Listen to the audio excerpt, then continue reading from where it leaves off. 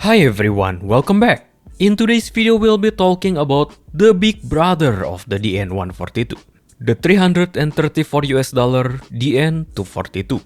Before we start, I would like to thank HiFiGo for sending over the DN242 in for review. Rest assured, this review, as always, 100% my own personal opinion. Let's start with the box. The box looks okay and I'm still not sure what the anime dude has to do with the 242. As I said previously, usually we have waifu but now husbando without the picture of the product. Though on the back we still have the specs of the 242, just like the box of 142. Okay, now let's just unbox this thing. So, previously, the IEM was here, and this is like thick foam, which is very nice. And then previously there's a high quality case, and this is like the accessories.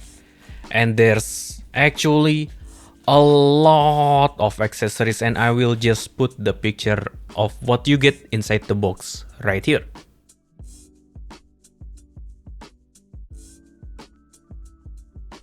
And here is the case. It is very solid and high quality as expected from Dunu.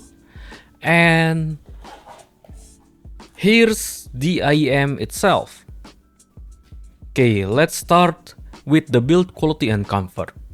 Just like the 142, the 242 I believe is made out of medical grade resin and built really well. The faceplate at certain angle shows, there you go. Like this is the other side. Yep.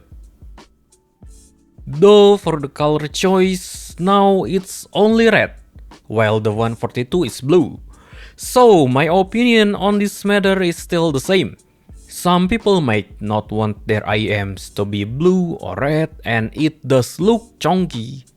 Like look at this, and it is chunky, but it's very comfortable to wear. As for the cable, again, just like the 142, it feels nice, very high quality, and honestly the whole package looks good and feels good. And the termination of the cable also still modular. We get single-ended 3.5mm and the 4.4 balance. Yep, something like this. The modular system itself has locking mechanism which feels more secure in a way. And for the specs, the DN242, as the name suggests, now uses 2 dynamic driver for balanced armature and 2 microplanar. As for the power requirement, honestly, any source with 3.5mm jack works really well with this IEM. So let's just talk about the sound. The setup I use, obviously the DN242 with this stock gray ear tips, QX13, Infinix Hot 60 Pro, Apple Music plus YouTube Music. And the genre of the music is mostly J-pop, EDM, rap, metal, and jazz. So my first impression, this is the first impression, is that why the tonality sounds meh. Though one thing really stands out is that the stereo imaging on this IEM is literally so good, and the stage is so huge, and it presents the sound almost like you're actually listening from a studio monitors, which is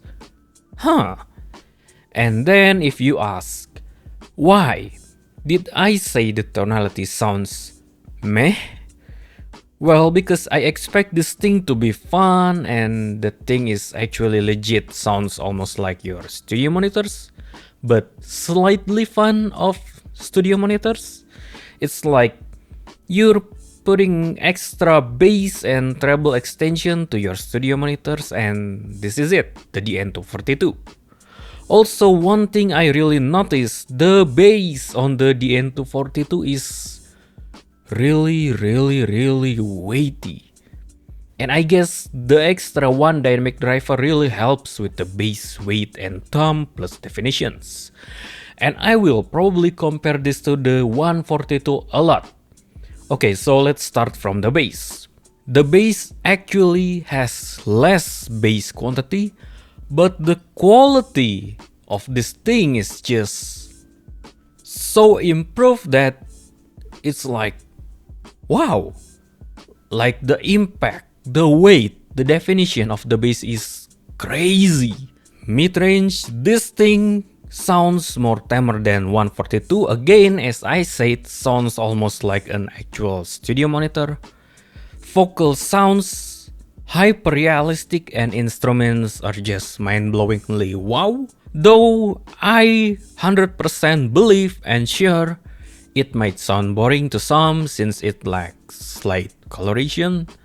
Like it doesn't exactly sounds intimate, or it doesn't exactly sounds like too far or something. It's just let's say faithful. And the trebles are just airy, super extended, and hyper detailed.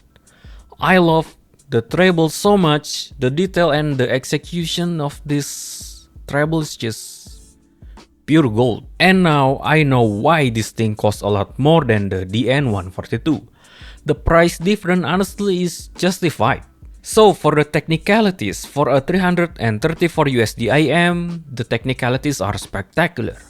This thing basically blows my Darksaber out of the water, like it goes boom! The Darksaber goes to the wall of shame, while this thing goes to the wall of fame. For the stage, huge size for an IM. Like it has ultra hyper realistic layering Pro Max flip. This is an IM, but how it could manage to present sounds like you're actually listening through a studio monitor, like how? Imaging, holographic, don't ask. This thing is just holographic. Plugged to your most potato stuff, still holographic. Separation and positioning, spectacular. As I said, this thing sounds like you're listening through a studio monitor, which is crazy. Detail retrieval also spectacular. Everything sounds so detailed, like I am questioning now. Those IM costing above 500 USD, like this thing, the DN242, basically trading blows with that class. And almost as good as your Kilobucks IM, like hello?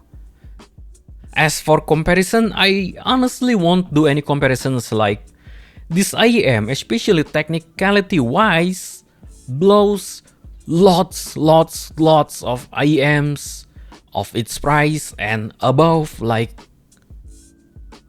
as I said earlier, this thing is like trading blows almost with your Kilobucks IM. So the conclusion, obviously I will recommend this. Like it's so easy to recommend. Just if you can afford this thing, get this.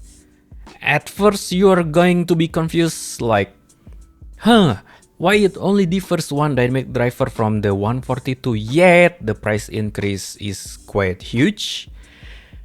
And yeah, this explains it a lot.